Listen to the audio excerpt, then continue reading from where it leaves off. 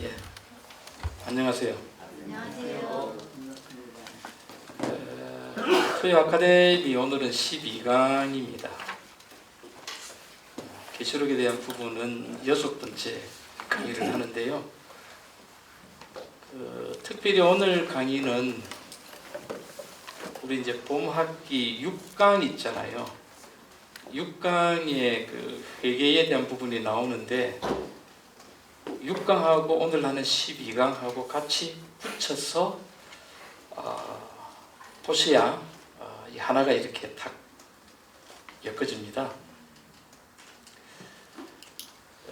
저번 주일에 우리가 뭘 했느냐 하기 때문에 계시록 14장에 그 어린 양과 14만 4천인의 특징에 대해서 했는데 그 특징 중에서 5절에 보게 되면 14장 5절에 그 입에 거짓말이 없다. 이 의미가 뭐라고 하는 것을 갖다가 우리가 요한이 말한 요한 서신을 통해서 확인을 했고요. 그것은 이제 빛과 어둠, 빛과 어둠이 뭔가, 진정한 회개가 뭔가에 대해서 이제 했고요. 오늘은 11강에 이어서 빛과 어둠에 대한 신뢰를 이제 말씀을 드리는 겁니다. 그래서 제가 저번 주에 신뢰를 말씀드리면서 신약에 있어서 두 사람 모델을 제시를 했는데 한 사람은 누구냐 하게 되면은 베드로가, 한 사람은 가롯 유다에 대한 거다. 이제 그렇게 이제 말씀을 드렸습니다.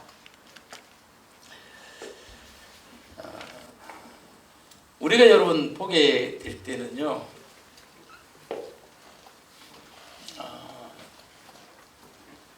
가론 유다라고 하는 사람하고 우리가 베드로라고 하는 사람을 이렇게 쓰잖아요, 그죠?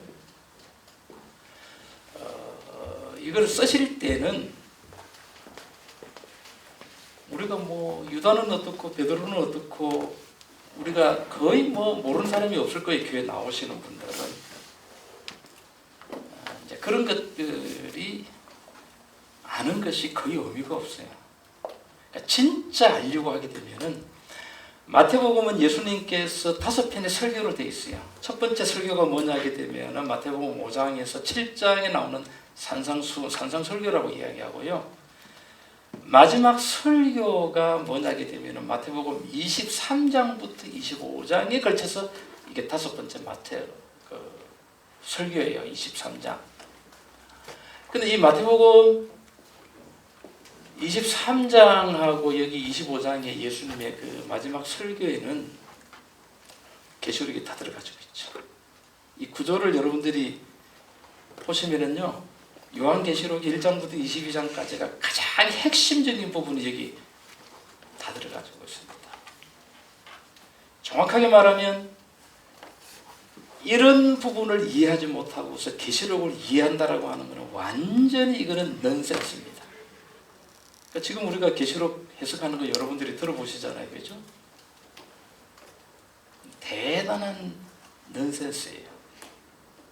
다시 말하면은 너무다리 이렇게 만지고 있는 거하고 같이 마찬가지거든요. 그럼 제가 23장부터 25장에 볼 때에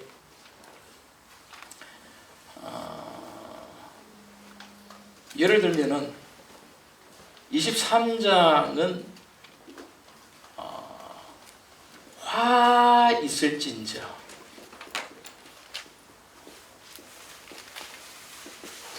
이 화하고 계시록에 화가 나옵니다. 첫째 화, 둘째 화, 셋째 화. 그런데 화 있을진저의 결론이 뭐냐게 되면은 성읍이 뭐 된다? 황폐케 된다. 이 말은 예루살렘이 뭐한다? 멸망한다. 그럼 예루살렘이 멸망하는 것은 계시록에 뭐가 망하는 것 같습니까? 바벨론이 멸망하는 것하고 똑같습니다. 충격적인 이야기죠. 이런 마태복음 23장에 보시게 되면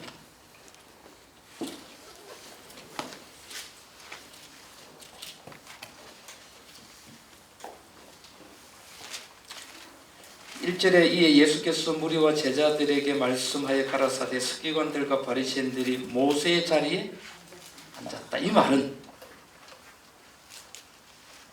서기관들과 바리새인들이 하나님의 자리에 앉았다. 이게 하나님께서 받을 영광을 누가 다 받습니까? 서기관들과 바리새인들이 다 받는 거죠. 그래서 18절에 보시게 되면은 13절에 보시게 되면은 뭐가 나옵니까? 화 있을진자. 이 사람들은 뭐 하는 자들이죠? 여러분 이 가장 그 성경에서 하나님께서 가장 싫어하는 것은 외식이에요. 외식이라고 하는 말은 무슨 말이냐 하게 되면은 겉으로는 대단히 경건하죠. 대단히 거룩하죠. 속에는 다 썩었습니다. 또 15절에 또 화 있을진저 외식.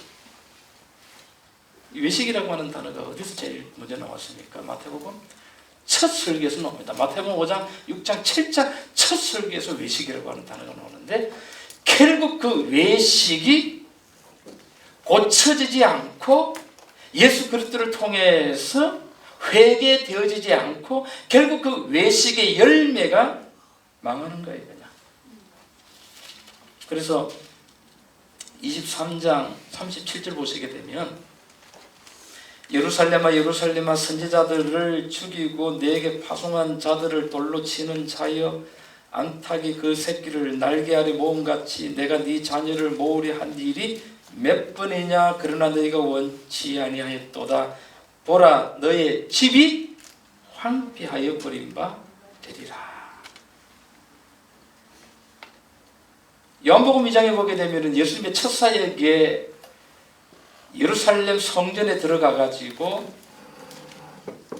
채찍으로 치고 쫓아내시면서 아버지의 기도하는 집을 뭐로 만들지 마라. 장사하는 집, 또 뭐라고 표현했냐면 강도의 꿀혈이라고 했습니다.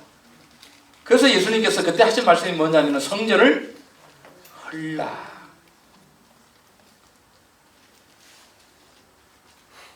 그래서 여러분 이 세상이 망하고 이 화를 가져오게 하는 것은 이방 사람들이 아니라 하나님을 믿는다라고 하는 사람들, 그것도 지도자들.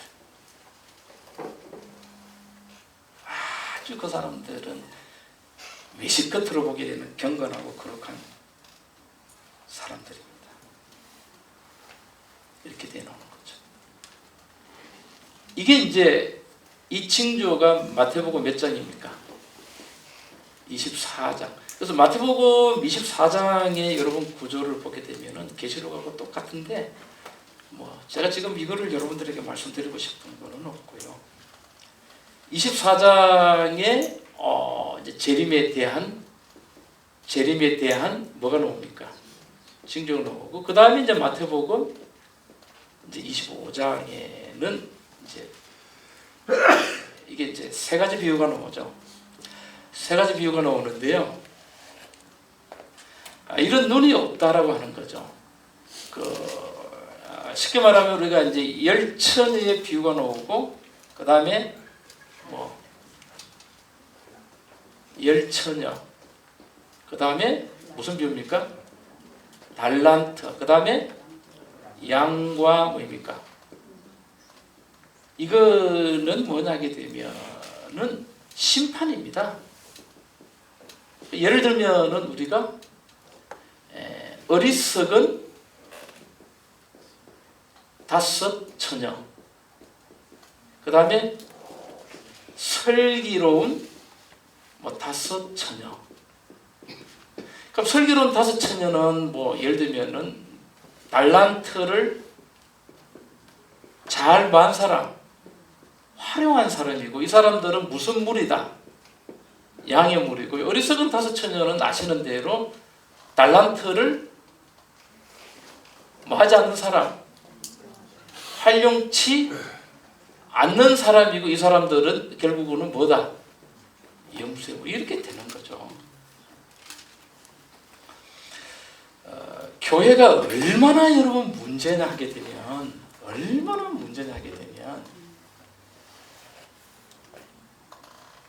우리 죄송합니다만은 제가 신학교에서 난 논문들을 제가 굉장히 많이 가지고 있다고 그랬잖아요. 요런 논문을 이렇게 살펴보게 되면은 천편일률적이라고 해야 됩니까? 그런데 그냥 그런 것에 의존하지 않고 그냥 성경을 보게 되면 이게 한 편의 설교니까 우리가 고민하는 게 뭡니까? 내가 어리석은 다섯 처녀가 될까? 슬기로운 다섯 처녀가 될까? 고민하잖아. 이게 너무 피상적이고 너무 애매모호해요. 그래서 뭐 어리석은 다섯 처녀, 슬기로운 다섯 처녀에 대해서 막 강의도 많이 하고 논문도 엄청나게 나오는데 그 논문을 그렇게 어렵게 쓸 필요도 없고요. 이게 애매모호한 것도 하나도 없어요. 근데 마태복음 26장에 딱 가서 누가 나오느냐 하게 되면은 먼저 나오는 것이 누가 나옵니까? 가롯 유다가 나오고 누가 딱 나옵니까?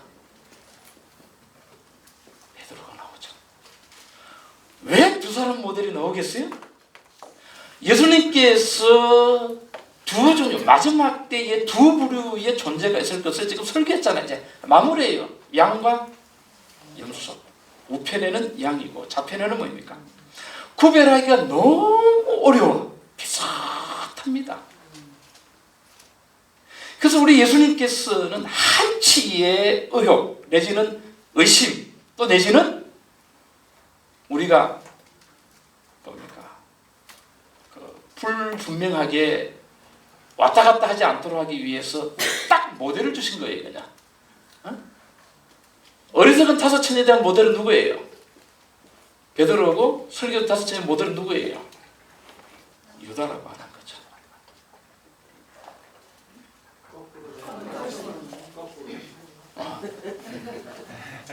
시험해 보려고 하셨다.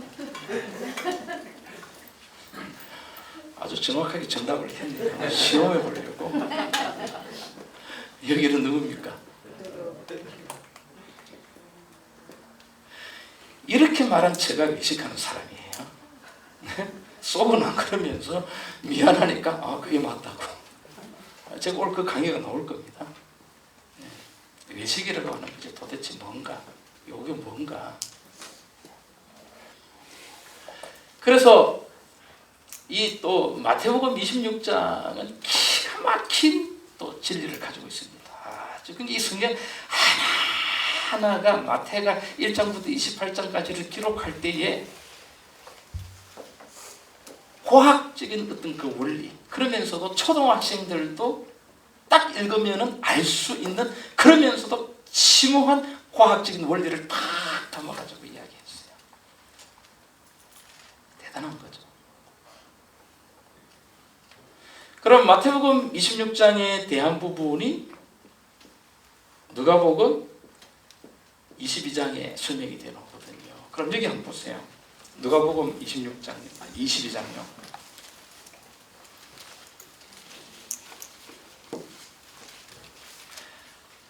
마지막 때 살아남을 수 있는 역사는 순수한 마음을 가지고, 편협된 마음이 아니고 열린 마음을 가지고 성경을 정말 간절한 마음으로 읽는 사람만이 살아남을 수가 있습니다.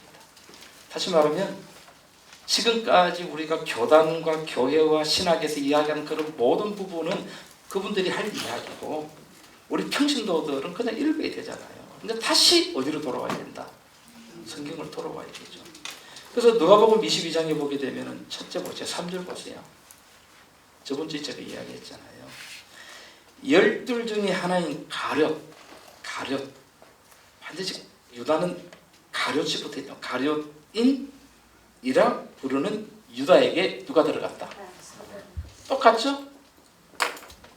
사단 들어감.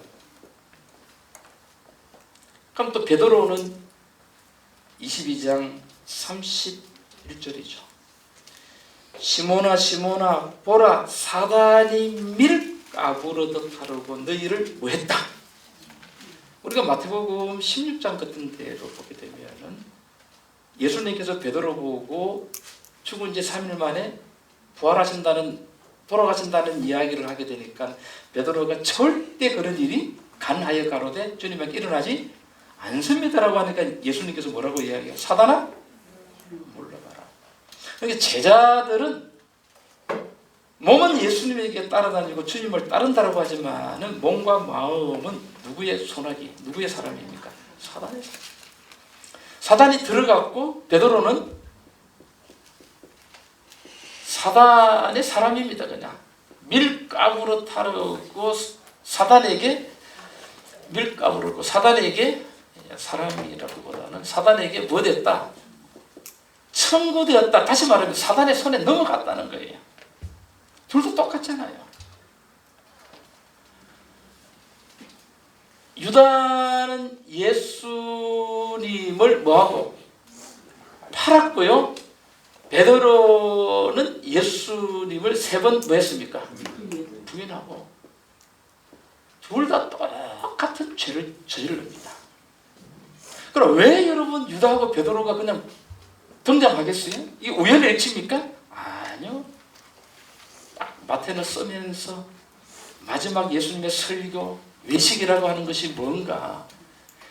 그리고 여러분 양과 염소는 구별하기가 힘들어 똑같아요. 다시 말하면 유다와 베드로는 둘 다 똑같은 사람이에요. 베드로는 경건하고 유다는 죄인이다. No. 그 말은 무슨 말이냐? 역사의 마지막에도 하나님의 백성들은 양과 염소를 어리석은 처녀와 슬기로운 처녀로 나누어지지만은 본질은 두 부류가 다 뭐다? 똑같다는 거. 어디서 그런 차이가 나느냐? 이걸 알아야 되죠. 그래서 유다도 사단이 들어갔지만 베드로도 사단에게 뭐가 됐다? 청구됐다는 거예요. 아마 여러분들이 여기 앉아 계시지만은 맞네 하지만은 여러분들이 처음 들을 거예요. 이런 부분들을 갖다가 이런 비교.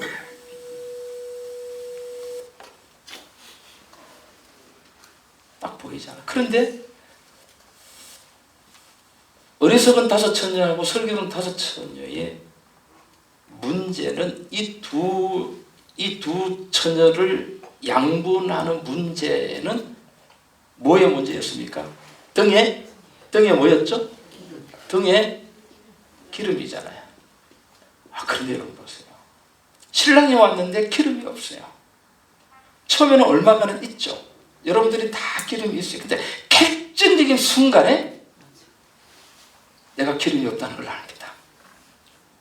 그런데 여기는 뭐 했고요? 자살했고 여기는 성령이 뭐 했다? 충만했다. 뭐가 채워졌죠? 뭐가 채워졌죠? 기름이 채워졌잖아요. 아멘. 아니 3번 뭐 했는데? 이게 여러분 희망이라고 하는 거예요. 모든 이방 종교는 삶이 거룩해야만이, 삶이 경건해야만이 종교적인 어떤 목적을 극락 천당에 간다라고 이야기를 합니다. 근데 성경은 아니에요. 둘 다 똑같습니다. 둘 다 똑같아요. 마지막 베드로가 유다보다 나은 것은 없어요. 그런데 베드로가 3번 부인하고 성령 충만에 이르게 되는 시간은 50일밖에 걸리지 않습니다. 50일밖에 걸리지 않아요. 근데 어떻게 둘 다 똑같은데 하나는 성령 충만이 아니라 성령 제로, 그렇게 죽는 거죠. 하나는 성령 충만입니다. 그럼 여러분 마태복음 26장을 한번 보세요. 마태복음 26장. 여러분 로마서 같은 것을 믿음으로 의롭게 되어진다. 믿음으로 의롭게 되어진다라고 하는 실제적인 예들이 사복음서에 다 나오잖아요. 어떻게 베드로가 믿음으로 의롭게 되었는가에 대한 실제적인 모델이잖아요. 그런데 마태복음 26장에 보게 되면 딱 또 두 가지가 대조되어 놓습니다. 26장에는 유다가 예수를 파는 장면들이 다 묘사가 되고요. 베드로가 세 번 부인하는 것이 26장에서 오버랩이 딱 돼요. 자, 근데 베드로는 보세요. 75절에 이에 베드로가 예수의 말씀에 닭 울기 전에 네가 세 번 나를 부인하리라 하심이 생각나서 밖에 나가서 심히 뭐했다? 심히 통곡했고요. 27장은 바로 유다 이야기가 이루어집니다. 새벽에 27장 1절에 새벽에 모든 대제사장과 백성의 장로들이 예수를 죽이려고 함께 의논하고 결박하여 끌고 가서 총독 빌라도에게 넘겨주는 걸 유다가 했죠. 근데 때에 바로 그 때에 예수를 판 유다가 그의 정죄됨을 보고 스스로 뭐했다? 뉘우쳤다 되옵니다. 하나는 심히 통곡했고 하나는 스스로 뭐했다? 이게 우리가 보게 될 때 이걸 뭐라고 이야기합니까? 회개라고 하는 거죠.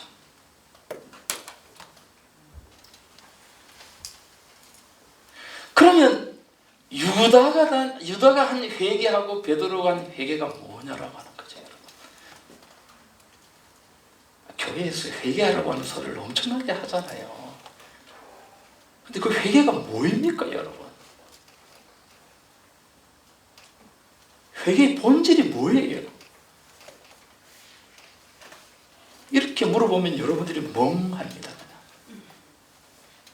여러분들이 교회 가면 회개하는데 뭘 회개하죠?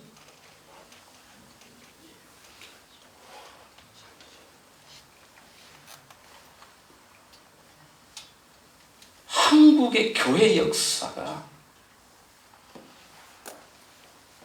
얼마나 오래됐습니까?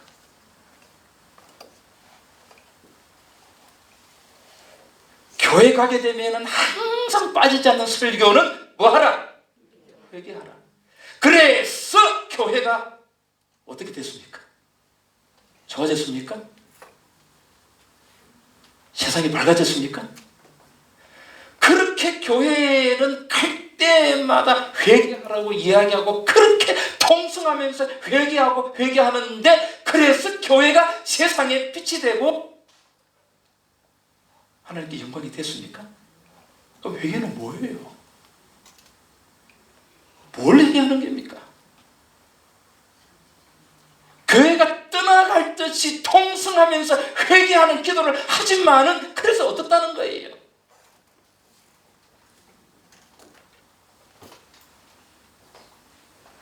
교회 사람들이 어떻는가는 세상 사람들에게 물어보면은 신망과 신뢰를 완전히 잃었습니다. 회개가 뭐입니까, 여러분? 유다가 스스로 뉘우쳤잖아요. 근데 왜 유다는 성령이 하나도 없이 자살합니까? 이런 걸 가지고 여러분들이 고민을 하셔야 되는데 전혀 고민이 없어요. 없다라고 하는 것은 죽었다는 거예요.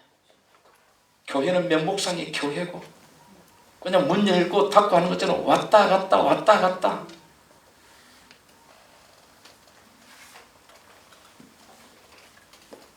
요즘에 그냥 뭐 교회에 대해서 슬픈 이야기들이 너무 많이 들립니다.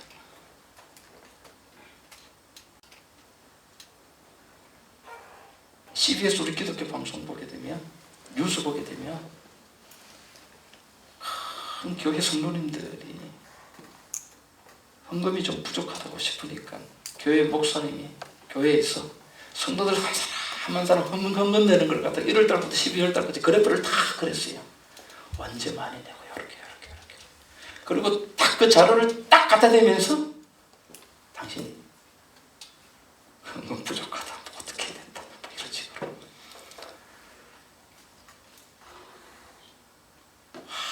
완전히 교회는 그냥 돈입니다. 돈.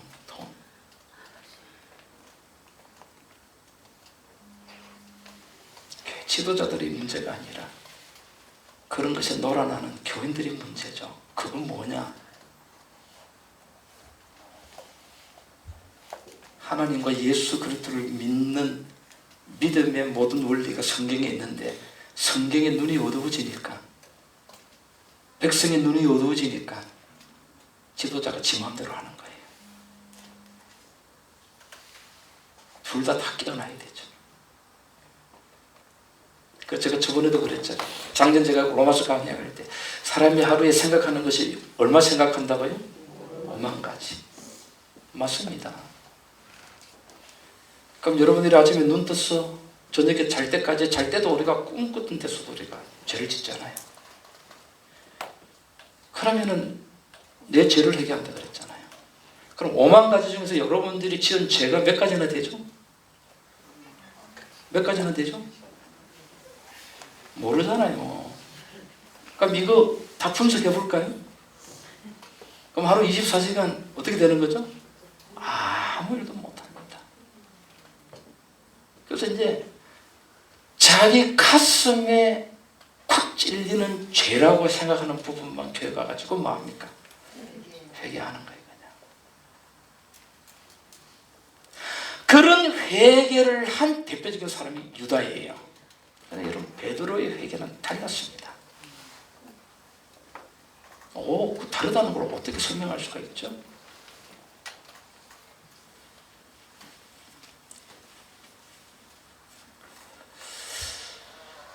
다시 말하면 유다가 한 회개는 외식의 전형적인 부분이었다고 하는 거죠. 우리가 이런 신뢰를 우리가 어디서 한번 찾아볼 수 있느냐 하게 되면 누가복음 18장 9절부터 볼 수가 있습니다. 자, 저번 시간에 빛과 어둠입니다. 빛은 뭐였죠? 날마다 자기 죄를 뭐하는 사람, 자복하는 사람이고, 어둠은 뭐였잖아요? 나는 죄 없이 살 수 있다라고 합니다.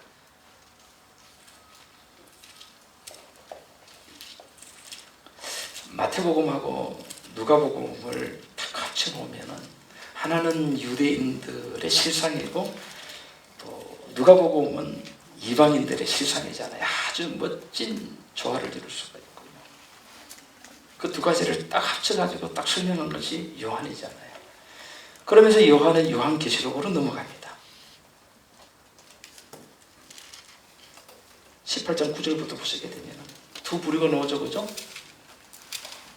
또 보세요, 이게 보세요. 9절에 또 자기를 뭐하다고? 의롭다고 믿고 다른 사람을 많은 사람, 멸시하는 자들에게 이 비유를 말씀하죠.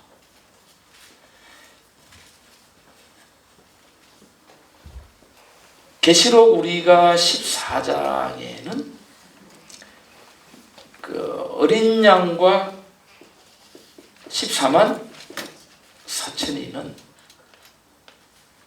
그 입에 뭐가 없다? 거짓말이 없고 그랬습니다.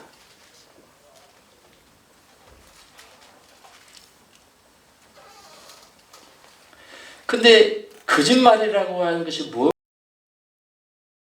뭔가를 갖다가 요한 1서에서 보게 되니까 거짓말이 뭐냐면은 나는 뭐 없다? 죄 없다. 죄 없이 살 수 있다. 모든 이방 종교는 수도하고 하는 모든 것들이 뭘 이야기하는 거죠? 죄 없다를 향해서 다 갑니다. 이거를 뭐라고 정의했습니까? 어둠이라고 정의를 했죠. 근데 거짓말이 없다라고 하는 거는 아니다. 나는 죄 없이 살 수 있다가 아니고 날마다 자기 죄를 뭐하는 사람, 자백하는 사람이 빛이었습니다. 빛이었거든요. 그럼 이 둘의 차이가 뭘까? 그래서 제가 묻는 것이 빛된 삶은 우리가 인식하게 될 때 죄 없이 사는 삶이라고 생각하는 것이 넌센스라고 그랬잖아요. 그죠? 근데 우리는 어두움은 죄로 물든 삶을 어둠이라고 했는데 성경은 딱 읽어보니까 정반대였다라고 하는 것이 충격이었습니다. 그러니까 저런 죄. 전 세계 기독교인들이 다 거꾸로 다 생각하고 있다는 거죠. 그런데 이 두 사람이 이게 누가복음 18장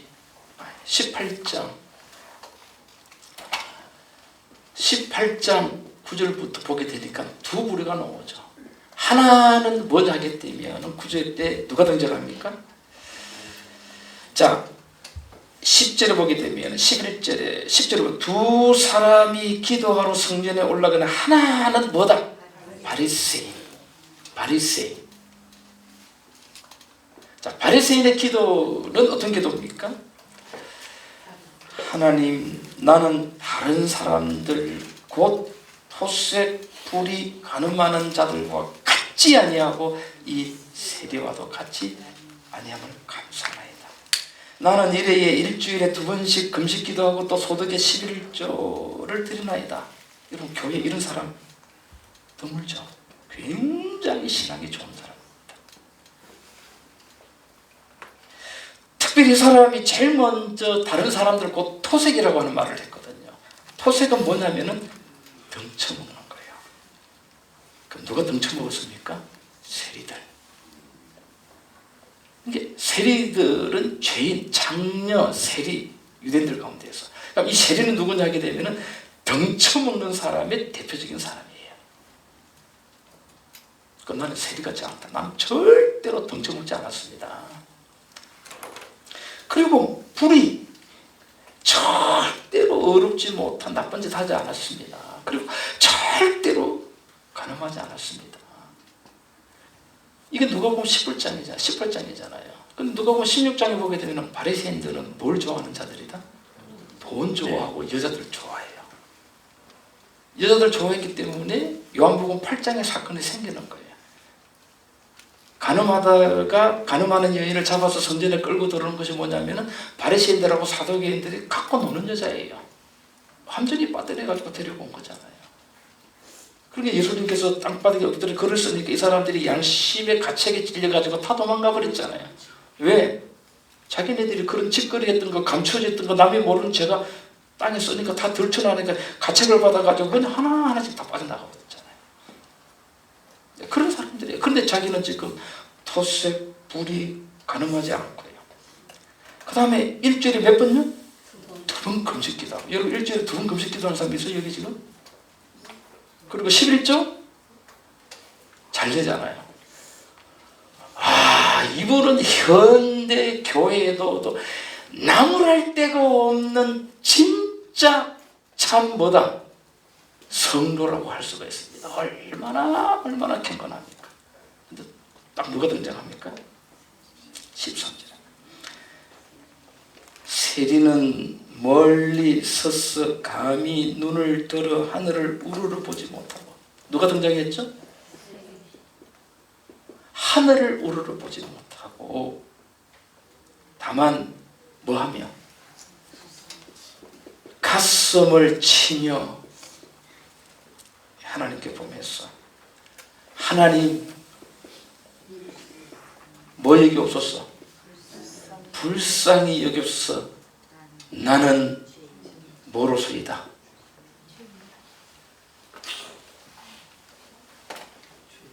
나는 죄인으로소이다. 죄인입니다. 이렇게 된 거죠. 나는 죄인입니다. 이것도 거꾸로 썼네요. 이것도 바리새인은 어디로 가야 되죠? 근데 이 사람은 나는 뭐 없다? 죄 없다. 이렇게 주장하고 있잖아요. 이게 뭡니까? 어둠이죠. 이게 뭡니까? 빛이죠. 그래서 예수님의 평가를 한번 보시기 바랍니다. 14절에 내가 너희에게 이르노니 이 사람이 저보다 의롭다 하심을 받고 집에 내려갔느니라. 무릇 자기를 높이는 자는 낮아지고 자기를 낮추는 자는 높아지리라 되노잖아요.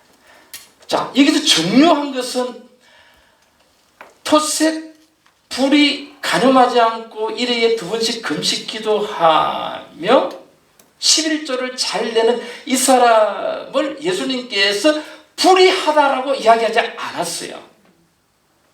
의롭다라고 불의하다라고 평가하지 않았어요. 단지 이 세리가 이 바리새인보다 더 뭐하다? 어렵다라고 하는 거예요. 이것보다 더 어렵다라고 하는 거죠. 그럼 세리는 어떻게 평가될까? 그거는 예수님께서 보류를 하셨습니다. 여러분, 나무랄 데 없는 바리새인, 나무랄 데 없는 성도들의 삶이죠. 우리가 이렇게 살아야죠. 토색하지 않고 불의하지 않고 간음하지 않고 일에 2번씩 금식 기도하고 우리가 11조 잘 내고 절대적으로 그렇게 해야죠. 그러나 그것이 의로움으로 판단받는 기준이 아니다라고 하는 거죠. 우리가 의롭다라고 하는 판단하는, 교회 나가면서 의롭다라고 판단하는 기준이 뭔가, 그것이 절대로 아니다라고 하는 거죠. 절대로 중요한 것은 하나님 나를 뭐 여기옵소서, 가슴을, 하늘을 감히 하늘을 오르지 보지 못하고. 그럼 이 세리의 기도는 뭐냐 하게 되면은 자기가 모든 것이 뭐냐면은 본질적인 자기가 뭐라고 하는 거죠? 죄인이라고 하는 것입니다. 로마서 7장 18절에 바울이 말했던 것처럼 나에게 선한 것이 전혀 없다라고 하는 그거예요.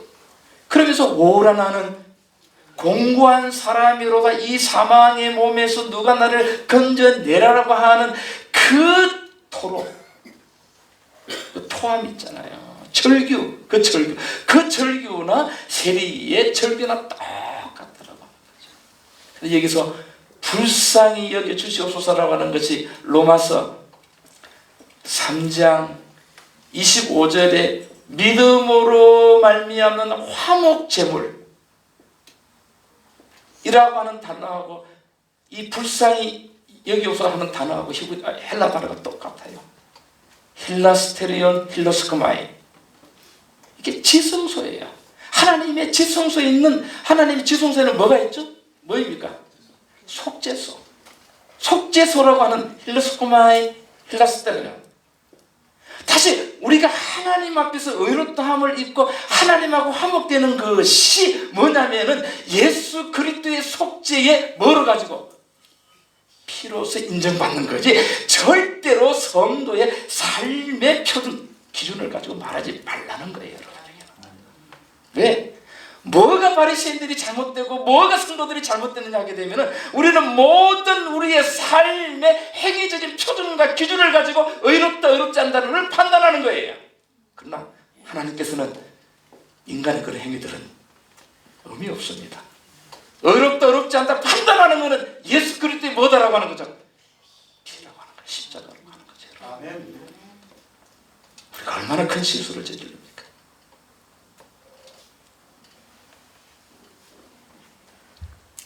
교회 가면 있는 사람 없는 사람하고의 차이, 사회적인 지위가 어떠느냐에 대한 차이,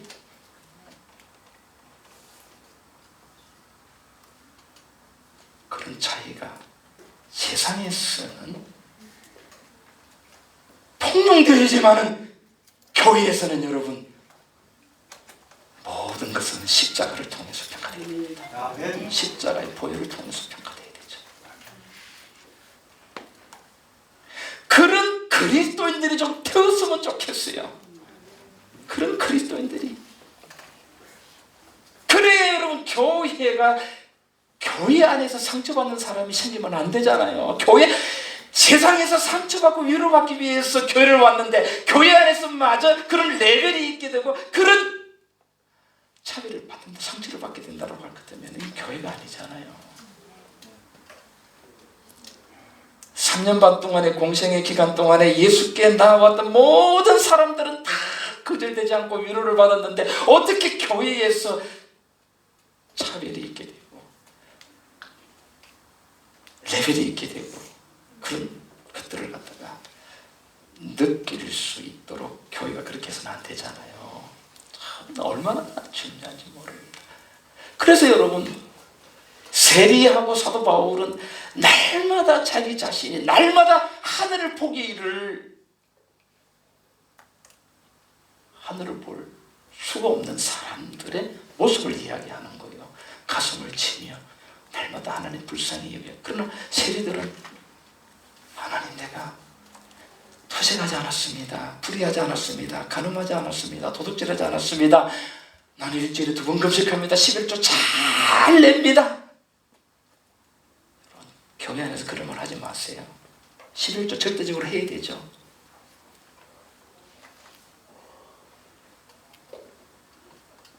저는 교회에서 성도들 그냥 헌금 낸 거 나와가지고 호명하고 누구누구 했다라고 하는데 가슴이 찢어지요. 그러지 못한 사람들, 물론 교회는 성도가 헌금을 얼마 냈는가를 갖다가 분명히 돈을 받았다라고 하는 걸 갖다가 정확하게 해야 됩니다. 공개적으로 하지 않아도 개인적으로 얼마든지 할 수 있잖아요. 그런 것들은 많이 생각해볼 문제가 있는 거죠. 그런데 이 문제를 가장 정확하게 볼 수 있는 것이, 여러분, 이 사무엘상 15장하고 참 이 사무엘의 선지자의 이 글들은 정말 의미가 있어요. 이건 완전 계시록에 대한 어떤 그런 그 속 깊이까지를 갖다가 이 사무엘상하가 보여주는데, 물론 시편도 그렇습니다만 이 대표적인 사람이 하나는 뭐냐면 누굽니까? 사울이고요. 하나는 누굽니까? 다윗이죠.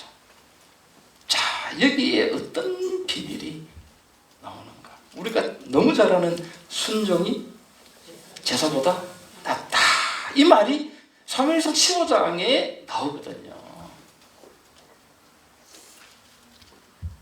모든 것들은 여러분 성경적으로 다 추적해가지고 어떤 답을 내는 거예요. 지금 빛과 어둠, 저번 시간에 어떤 사람의 설교는 5처녀 베드로, 어렸을 때는 5처녀 유다, 둘 다 똑같아요.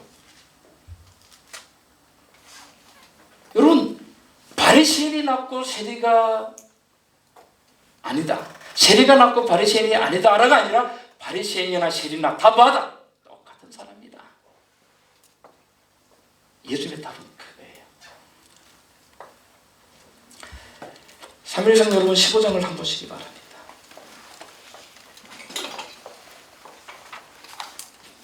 여러분, 제 강의를 들으면 제가 성경 연구를 어떻게 하는가 하는 패턴을 여러분들이 좀 느끼셔야 되거든요. 성경은 아주 풍부하게도 우리의 신앙에 한치의 의심도 없도록 완벽하게 설명하는 것들이 성경에는 다 나와 있는데 우리의 눈들은 다 엉뚱한 데 가 있어요.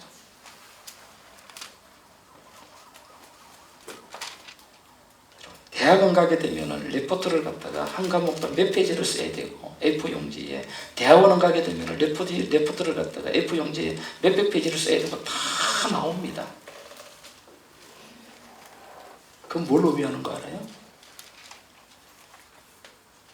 성경을 볼 수 있는 시간적인 여유를 안 줘요. 왜 그렇습니까? 그 수백 페이지의 레포트를 쓰려고 하면 그 과목다. 그러면 자기가 듣는 과목에 비례해가지고 그 페이지 수가 계속 늘잖아요. 그죠? 그러면 성경 볼 수 있는 시간이 있어요, 없어요?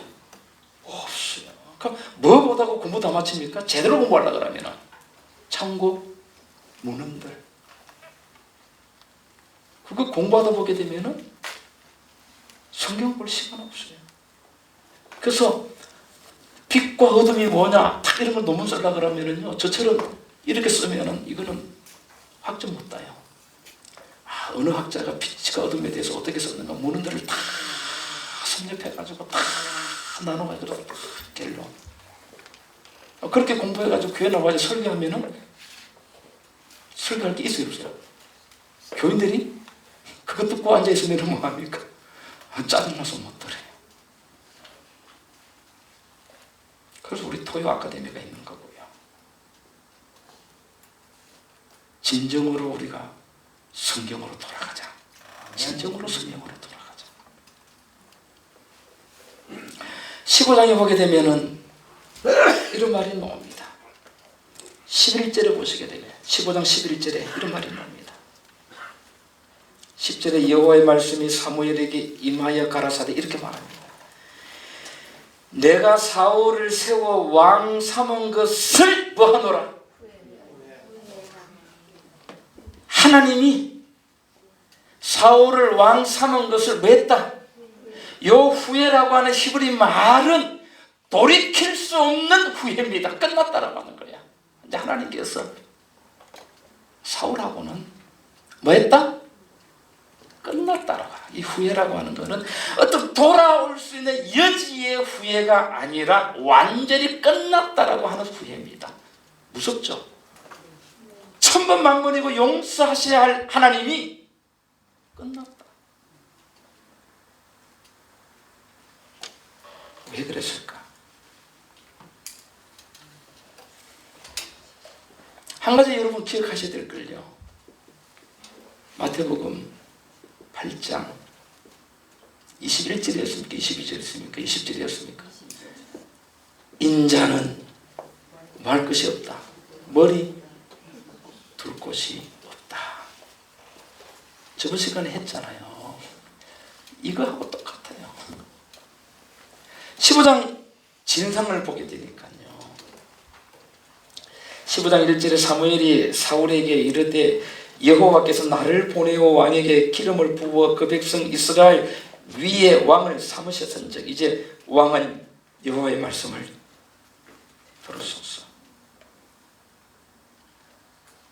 만군의 여호와께서 이같이 말씀하시기를 아말렉이 이스라엘에게 행한 일 곧 애굽에서 나올 때에 길에서 대적한 일을 내가 추억하노니 지금 가서 아말렉을 쳐서 그들의 모든 소유를 남기지 말고 진멸하되 남녀와 소아와 젖먹는 아이와 우양과 약대와 나귀를 마라. 전부 다 죽이라. 하나님 무섭죠? 아말렉을 치는데 사무엘을 통해서 사울 왕에게 하나님께서 명령하신 것이 아말렉을 칠 때에 모든 소유를 남기지 말고 진멸하고 모든 걸 다 죽이라.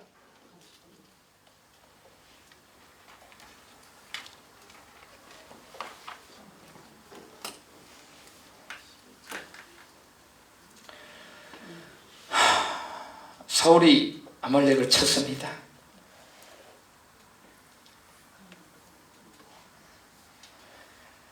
그런데 12절에 보게 되니까 사무엘이 사울을 만나려고 아침에 일찍 일어났더니 혹이 사무엘에게 고하여 가로되 사울이 갈멜에 이르러 자기를 위하여 기념비를 세우고 돌이켜 행하여 길갈로 내려갔다. 사울이 아말렉을 이겼어요. 그래서 기념하기 위해서 뭘 세웠다? 기념비를 세웠어요.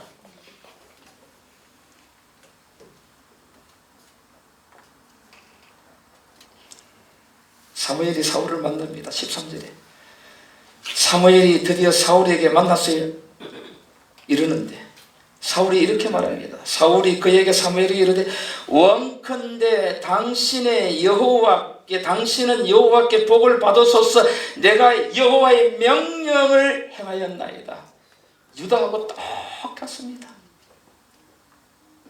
그런데 그때에 사무엘이 하는 말이 14절에 사무엘이 가로되 그러면 내 귀에 들어오는 이 양의 소리는 내 소리와 내게 들리는 소의 소리는 어찌미냐? 왜요? 다 뭐하라고 했는데? 죽이라고 했는데 사울이 기념비를 세우고 사무엘 선지자를 만나서 하는 말이 기뻐하소서, 내가 여호와의 명령을 다 준행했습니다. 그러니까 사무엘이 내 귀에 들리는 양과 소의 소리가 어쯤이냐. 이때 여러분 사울을 한번 보시기 바랍니다. 15절에 그거요. 사울이 그거요. 가로되 그것은 무리가 아말렉 사람에게서 끌어온 것인데 백성이 당신의 하나님 여호와께 제사하려 하여 양과 소의 가장 좋은 것을 남김이요 그 외의 것은 우리가 다 구했다. 양과 소의 소리가 들리는 것은 그거요. 이 좋은 것을 하나님께 뭐 하기 위해서? 희생제물로 드리기 위해서 준 겁니다. 얼마나 감사한 일입니까? 하나님께 좋은 것 드리기 위해서 하나님께서 진멸하라고 했는데 남겨놨잖아요.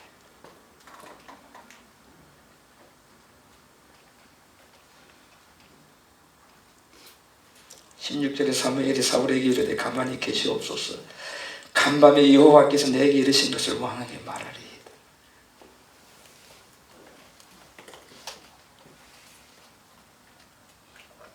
사무엘이 가로되 왕이 스스로 작게 여길 그때에 이스라엘 지파의 머리가 되지 아니하셨나이까. 누가복음 18장에 그랬죠. 예수님의 평가가 낮게 되는 자가 크게 높게 되고 높게 되는 자가 뭐 한다 그랬죠? 작게 된다 그랬죠. 스스로 작을 때에 그때에 이스라엘 지파의 머리가 되지 아니하였나이까. 여호와께서 왕에게 기름을 부어 이스라엘 왕을 삼으시고 또 왕의 길로 보내시며 이르시기를 가서 죄인 아말렉 사람들을 진멸하되 다 없어지기까지 치라 하셨거늘 진멸하라 없어질 때까지 치라 하셨거늘 어찌하여 왕이 여호와의 목소리를 청종치 아니하고 탈취하기만 급하여 여호와의 악하게 여기시는 것을 행했다. 그러니까 사울은 여호와 하나님의 가장 뭐하는 것? 악하게. 하나님이 악하게 여기시는 것이 뭔가? 이게 탈취라 그랬습니다. 탈취는 다른 말로 무슨 말입니까? 도둑질이에요.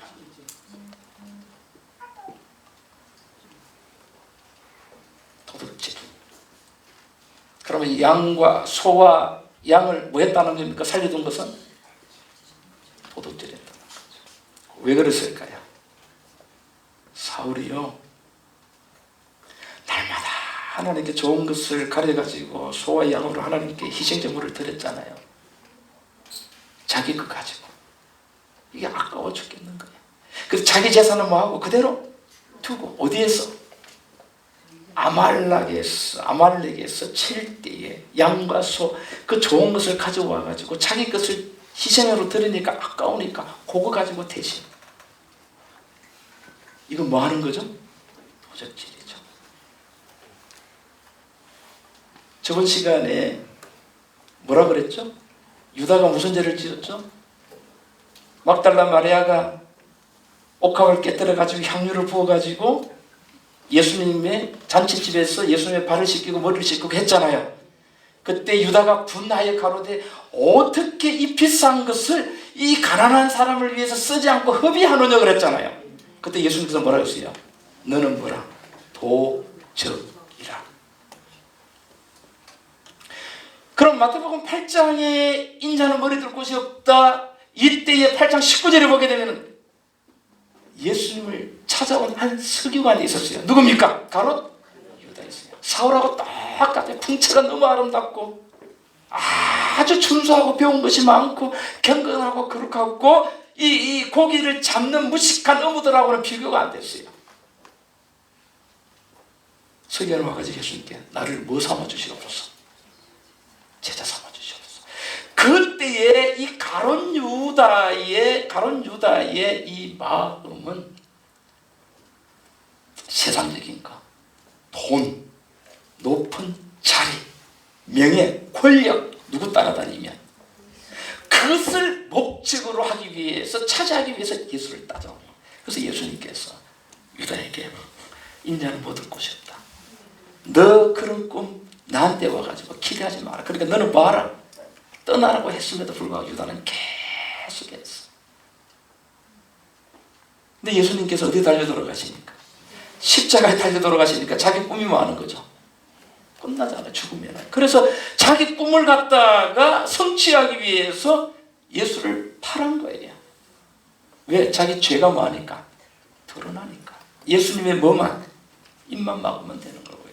또 예수님의 십자가 올려놓으면 예수님께서 능력을 베풀어서 자기를 죽이려고 하는 가장 문제가 된 유대 사람들을 치고 그런 목적을 성취하기 위해서 유다가 파는 거거든요.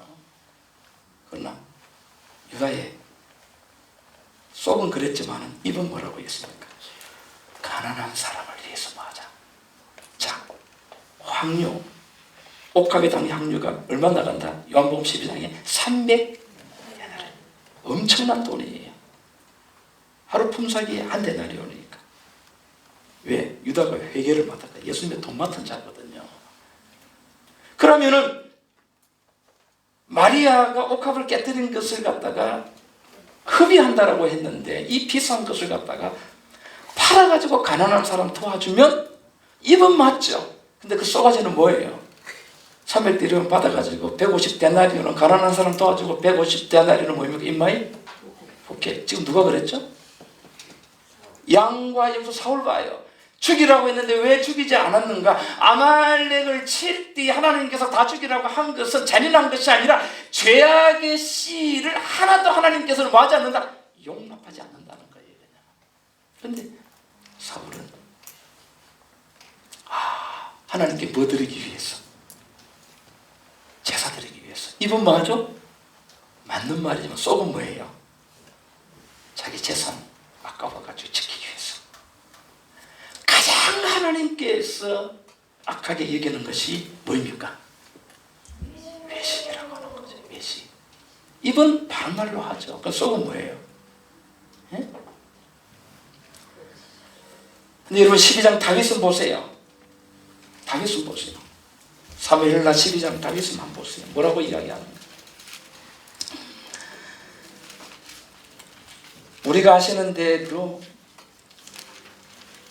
사무엘하 11장에는 그렇게 40년을 거룩하고 경건하게 정말 흠없이 산 다윗에게 자기의 충성스러운 장군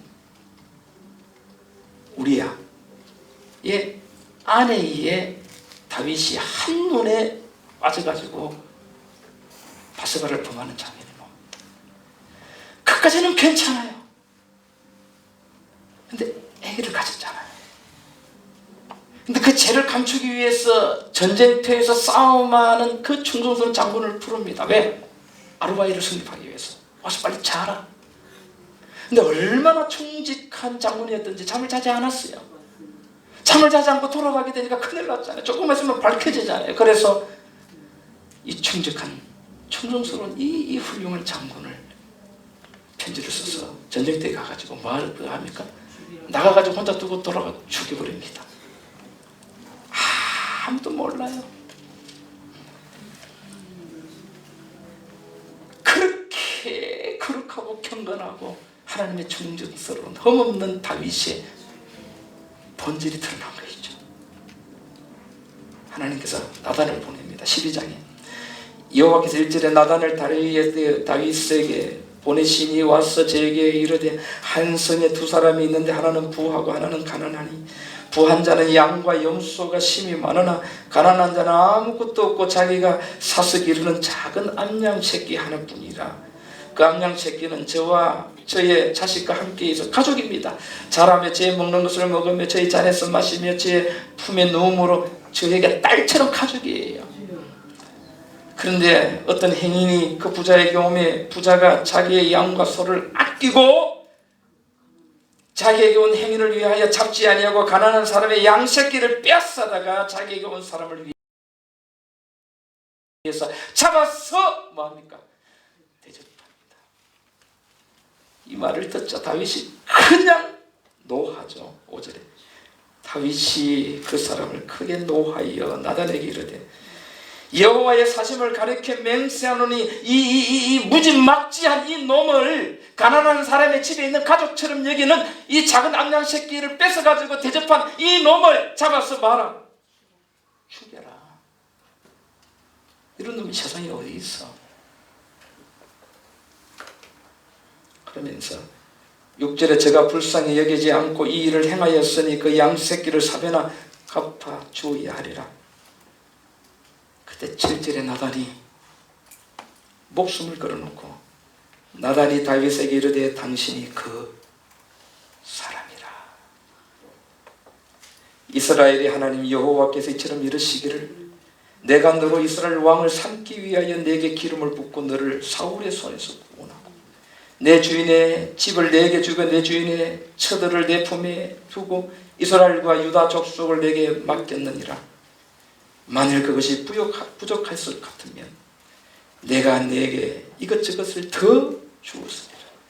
그러한데 어찌하여 네가 여호와의 말씀을 업신여기고 나보기에 악을 행하였느냐.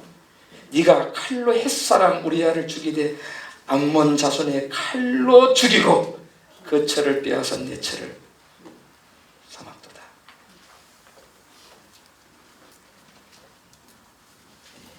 이 말할 때 다윗이 누구 죽일 수도 있었습니까? 나단 쳐 죽여버리면 됩니다. 왕이니까.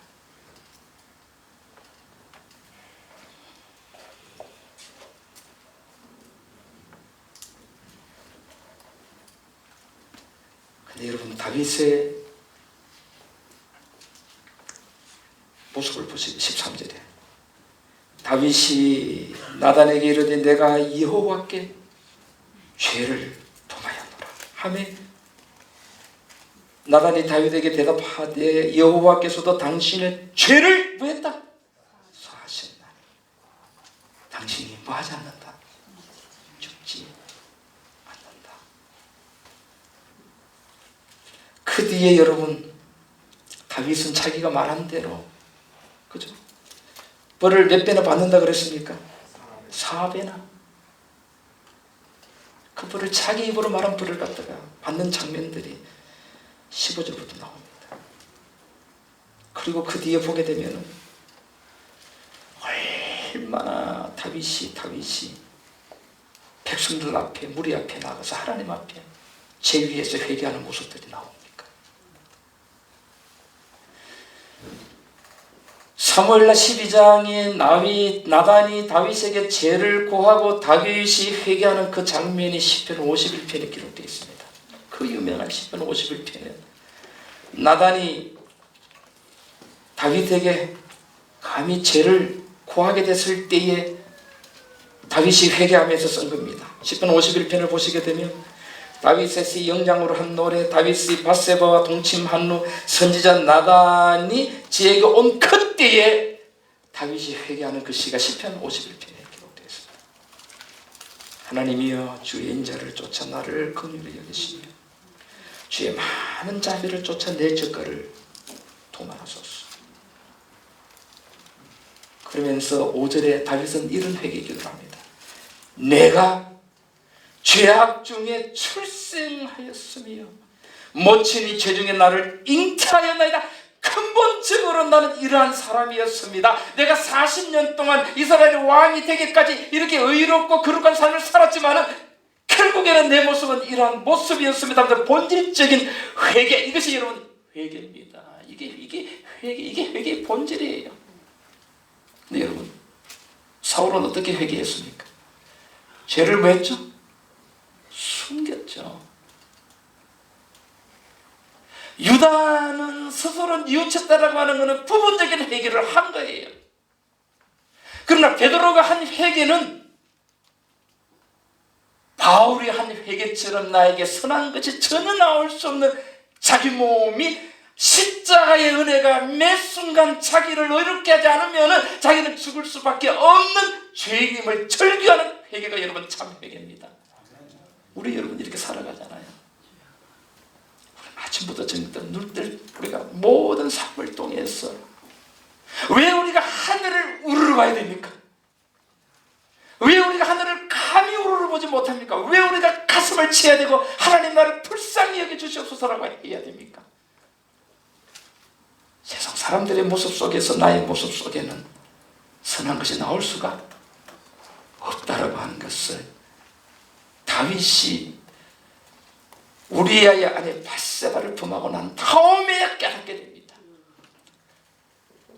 사도 바울은 율법으로는 흠을 잡을 데 없이 완전한 자였지만 스데반을 죽이면서 자기가 얼마나 악한 존재라고 하는 걸 깨닫게 되었고, 같은 하나님을 믿으면서도 자기는 스데반을 돌로 쳐 죽이는데 스데반은 자기를 위해서 기도하고 죽잖아요. 그때 바울이 흔들립니다. 마음이 흔들려요. 흔들리는 그 모습을 보고 하나님께서는 다메섹 길목에서 사울을 기다리셨던 겁니다. 사울아, 사울아, 네가 핍박하는 예수님을. 여러분, 우리는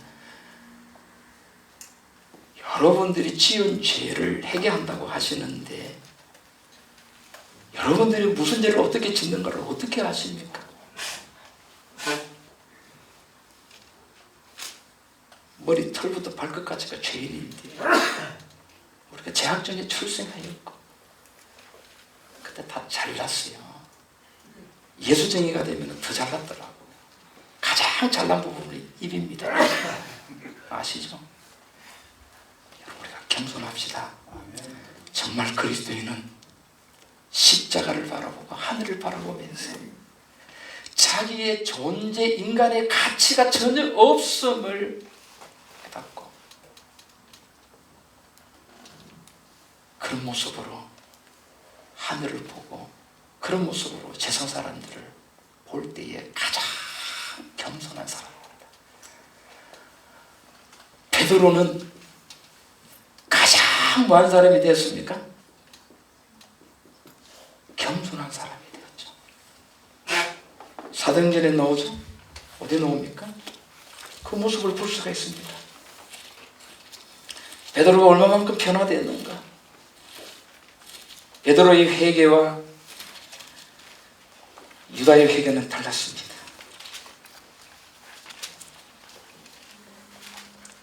사도행전 10장 12절 보시게 되면 베드로가 얼마나 겸손한 사람이 되어졌는가를 확인할 수가 있습니다. 10장 32절입니다. 사람을 엿바로 고넬료죠. 보내어 베드로를 가는 시몬을 청하라. 제가 바닷가 어느 집에 있습니까? 피자. 유대인들이 가장 하천하게 비천하게 여기는 직업이 뭐냐면 가죽. 죽은 짐승의 가죽을 우리나라 말로 말하면 백정이죠. 백정. 피자는 가죽을 가지고 구두를 만들고 하는 사람이 가장 비천한, 그 비천한 자의 집에 누가 머물렀다? 베드로가 머물른 거죠. 얼마나 베드로가 완전하게 겸손하게 되어졌는가. 여기에 하나님께서 뭘 채우십니까? 성령을 충만하게 채우니까 베드로는 교만하지 않고 예수만 높이고 하나님께 영광을 돌리는 그런 사람이 되어졌다는 거죠. 아멘. 여러분, 우리 마지막 때에 요한계시록은 오순절 성령보다도 더 큰 성령의 충만의 역사가 올 겁니다. 어린 양과 14만 4천인에게. 그런 사람들은 어떤 사람들입니까?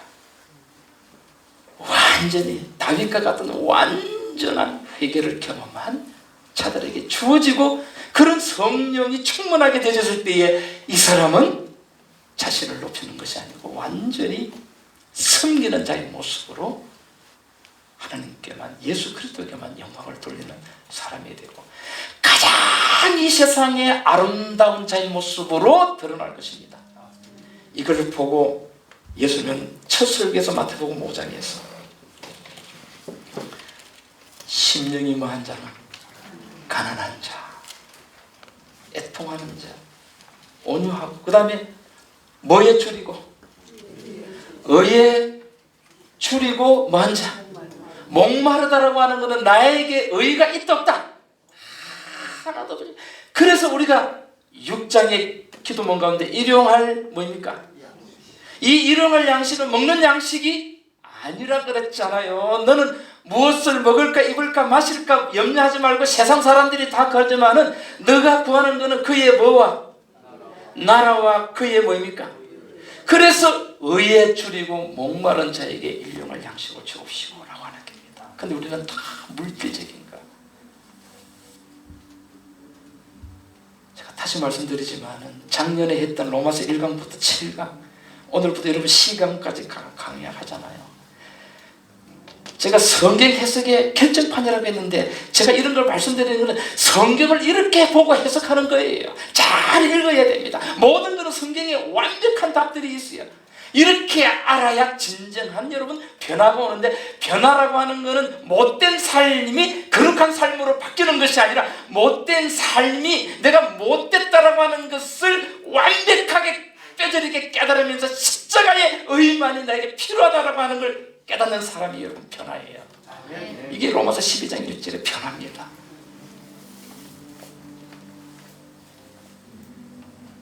우리 기독교가 어디를 가고 있습니까? 마지막 때는 여러분 다윗과 같은, 베드로와 같은 완전한 회개. 그래서 여러분 요한계시록 3장에 보게 되면, 제가 앞간이 계시록 하게 될 때 이야기를 드렸습니다. 2장하고 3장에는 7교회가 나오는데 스무나 교회하고 빌라델비아 교회 두 교회만 빼고 나서 계속적으로 예수님께서 말씀하시는 것이 회개하랍니다.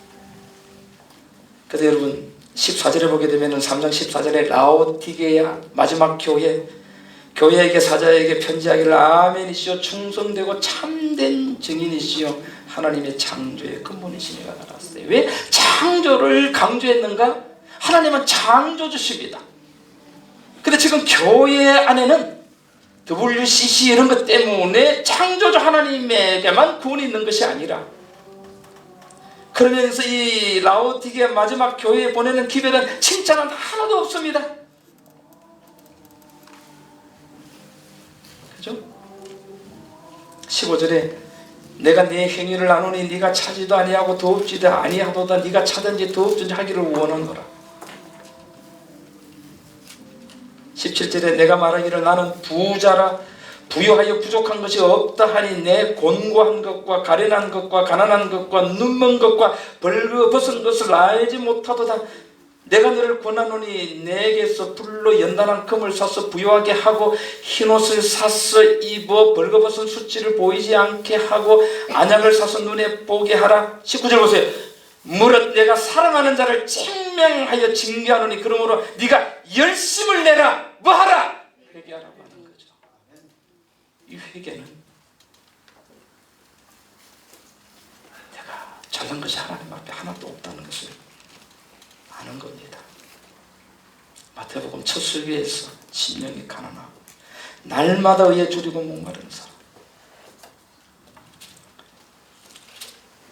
우리 운명은 어떻게 갈리는가? 9장 요한계시록 9장 20절을 보시게 되면 일곱째 낫발, 일곱째 재앙하고 똑같은데요. 화는 뭐냐 하게 되면 9장 20절을 보게 되면 이 재앙에 죽지 않고 남은 사람들은 그 손으로 행한 일들을 뭐하지 않더라? 회개치 않더라. 우리 운명을 가르는 것은 회개와 회개치 않는 것. 두 가지로 가요. 보세요. 왜 회개가 중요한가? 유다는 본질적인 회개가 아니라, 인자는 머리 둘 곳이 없다라고 아니라 자기가 행한 일의 본질적인 문제를 뉘우친 것이 아니라 예수님을 팔아먹고 예수님이 돌아가신 것에 대한 부분적인 회개였습니다. 그러나 베드로가 심히 통곡했다라고 하는 본질적인, 완전히 온 전체에 자기가 온 전신이 죄악 덩어리라고 하는 것을 한 거예요. 그걸 예수님께서 아셨기 때문에 요한복음 21장에 갈릴리 바닷가 디베라 바닷가에 부르셔서 내 어린 양을 뭐하라? 먹이라고 하는 명령을 주셨고, 그 어린 양을 먹일 수 있는 자질이 전혀 없었지만은 명령하신 것을 성취하기 위해서 예수님께서는 베드로에게 성령의 충만을 오순절 때 주신 겁니다. 의를 충분히 매줬다, 채워주셨다라고 하는 거죠. 이제는 그 일을 갖다가 없다는 걸 알고 갈망을 했고 충분히 채워주니까 성령이 충만하게 되어서 복음이 전거된 거죠. 마지막 때의 회개가 중요한 것은 여러분들은, 저나 여러분들은 우리의 모든 삶이 하나님 앞에 까발려지게 될 겁니다. 누가복음 22장 31절에 뭐라 그랬어요? 시몬아 시몬아 사단이 너를 뭐 하려고?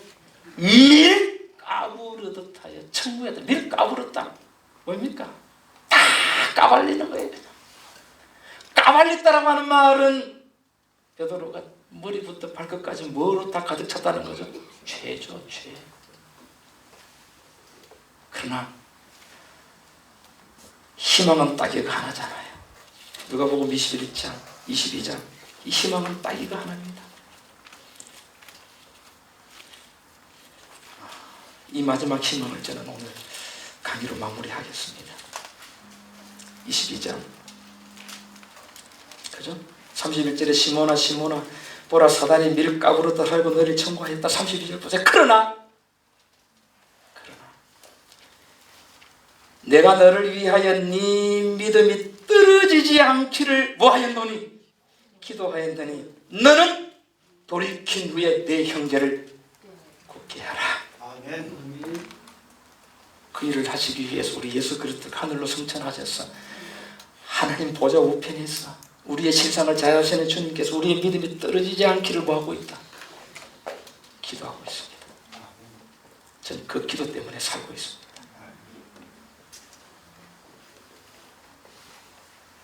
하늘 보좌에서 우리 인생을 지켜보시면서 십자가에 흘린 피를 날마다 쏟으시면서 우리의 죄를 정결케 하시는 예수 그리스도,